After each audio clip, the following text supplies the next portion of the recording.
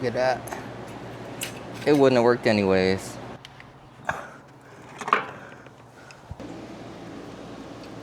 Welcome y'all, it's the middle of cutting season, and of course the mower's down now. We are going to try to repair it today and do some maintenance on it.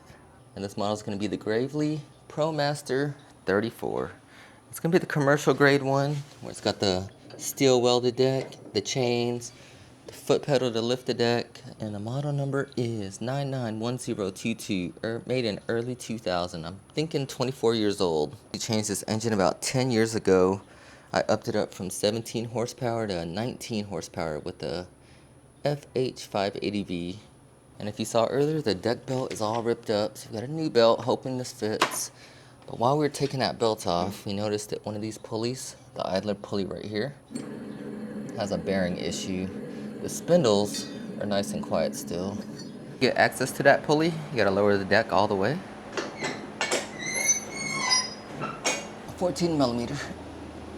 All right, we're gonna compare pulleys. Everything looks correct. All right, we've got a problem. We're already tight.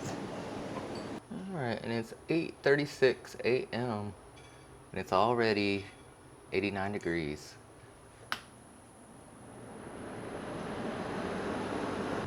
So we figured out the problem. This top cap fits perfectly on here.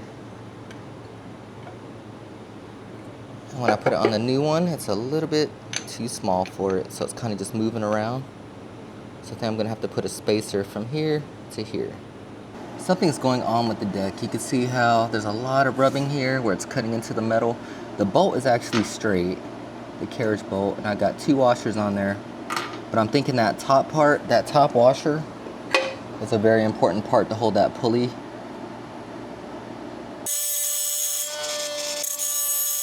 All right, change of plan. I kept grinding on this. No matter what, I feel like it's gonna still rub this. This is just a weather cap. This part actually pushes down on the bearing, so I just ended up putting a washer on here. I still have the 2 washers on the bottom, and then I put a new nylon locking nut, and it seems pretty sturdy. And one of the problems it's having is the hydraulics. Sometimes you lose pressure. And I think it has something to do with this belt. It just seems awfully big or loose, or maybe the spring is not strong enough or too long. I'm not sure, but when you're driving, sometimes you do lose hydraulic pressure. You kind of see what I'm talking about. But in order to take this belt off, you do have to take the PTO off, or the engine mounts, but we're probably gonna take off the PTO, so we're just gonna unplug it and drop the PTO. 16 millimeter.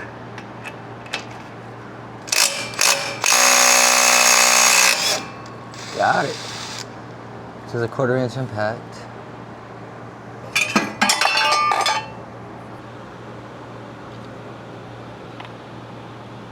And here you can see this belt. The new belt is a little bit shorter. So that's probably why it was so loose back there. Bad hydraulics. And here's some more of the original deck belt. It was all stuck in the PTO. So good thing we took it off. Look at that. It wouldn't have worked anyways. Well, we have some room under here. Go ahead and try to change this hydraulic filter. You can tell it's been on here forever.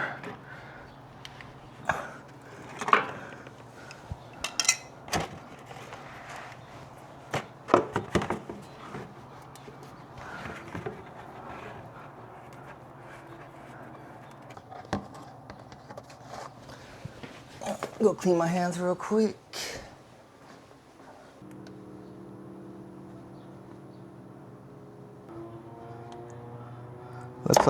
Looks like a match, as long as it threads on. Okay, got some threading. I'm gonna check for leaks later. All right, next gonna be the oil. Got a filter and an extended drain tube. But this drain tube doesn't have the bottom drain where it leaks through the hole. Remember, this is an engine swap. Yep, just the end came loose. All right, let her rip.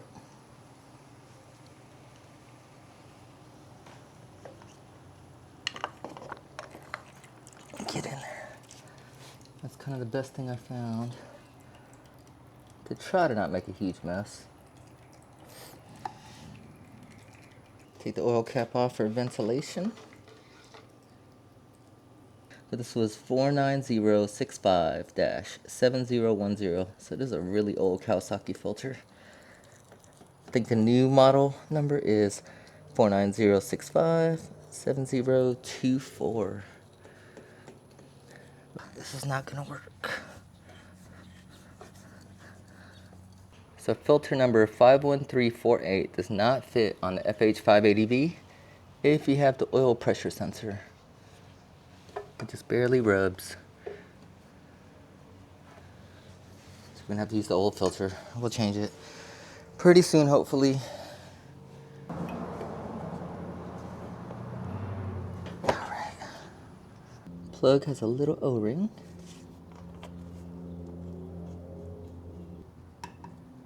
That's plenty. Not too bad. We're going to be using conventional 1040. It says 2 quarts. I don't know if all the oil came out. We're going to start with about 1.5. We're on add. Right about there, right at the full mark, so we're good. Whenever you're draining the oil or checking the oil level, just make sure it's pretty level. So I had the front jacked up. Alright, so we're going to try to put this belt back on. So it's a little bit shorter. Before, this pulley was somewhere about right here, and I had to use a really short spring. Now I got 2 springs from Tractor Supply, one 7.5 inch and one 6.5 inch. Looks like the 7.5 is going to be too long. I'm gonna go ahead and try the small spring again. It looks like it's gonna be the right one. Oh, yep, it's gonna work, but getting it on there.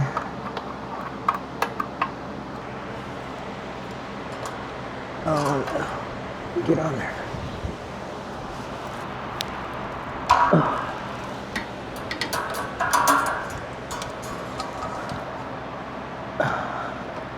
There we go. So this spring is gonna end up being perfect. It looked like it was about 4 inches, 4.5. That's what we want right there. All right, PTO assembly, the one with the plug goes on top. And then we're gonna put in this piece.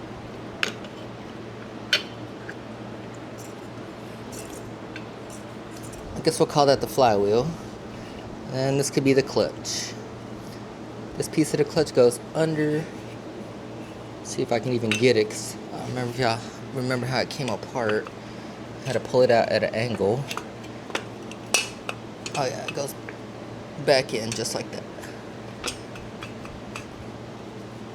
Remember there's a little keyway here that lines up with the engine. Now sometimes when you're holding this up there, it's going to want to slide back down, so you got to have your bolt ready. Impacts over there ready. We're going to use blue Loctite. Alright, so here's our keyway. Keyway's right there. This is going to be our locking tab. Let's get our keyway lined up right there. Locking tab's right here. Should get our wire on this side. You see the locker, push it up. Everything looks good and feels good, and you see it kind of holds it in place. And then we got our blue Loctite bolt ready.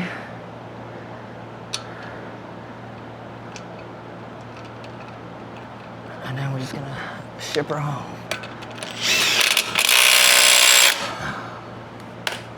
Alrighty, don't forget to plug this back in. It's around the PTO already. It's gonna fit pretty tight. The best way to do it is kind of get it to lip on here a little bit. If I can get it.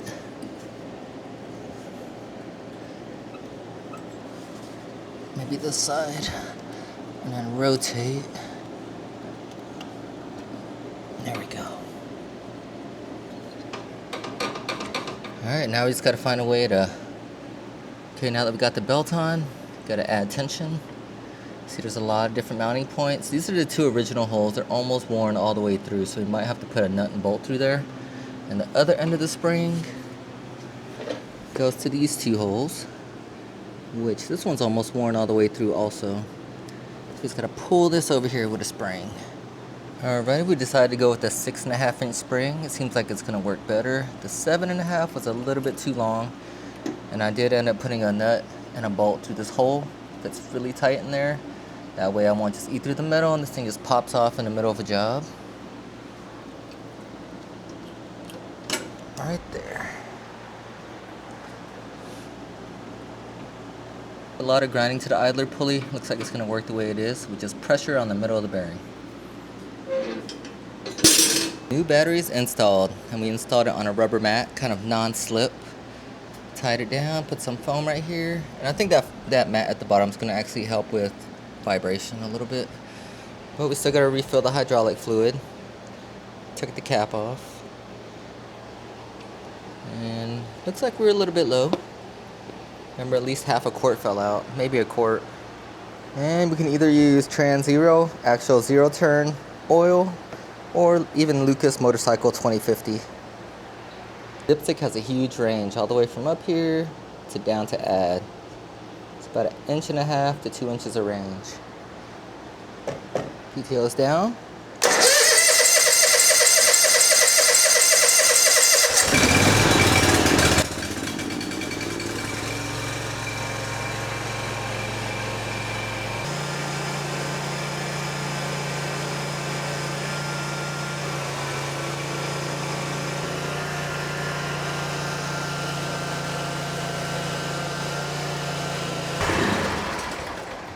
And now I'm going to recheck the fluid. Level's a little bit low. It's still in the range, but I'm going to go ahead and top it off. Next up, I'm going to crank her up and see if the spring flies off.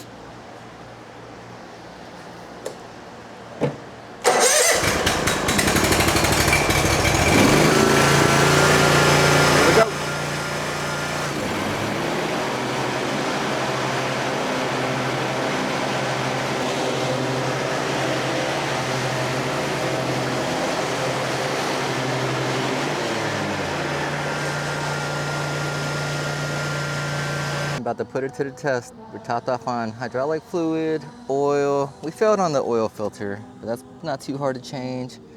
Did an oil change. Didn't touch the filter. That's pretty simple to get to. And then there's plugs right here and right here, which we're not gonna do right now. And then a fuel filter. And all this stuff is really easy to get from the top. Hoping all the bottom stuff's good to go. We got some pretty tough grass to test it out on.